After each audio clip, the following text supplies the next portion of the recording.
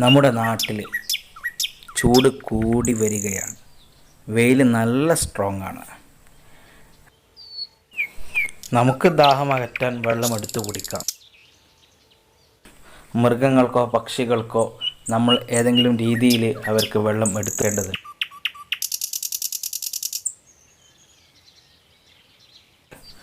നമ്മുടെ വീടിൻ്റെ പരിസരത്ത് പാത്രത്തിലായി വെള്ളം നിറച്ച് വെക്കാം. അവർ ദാഹമകറ്റട്ടെ.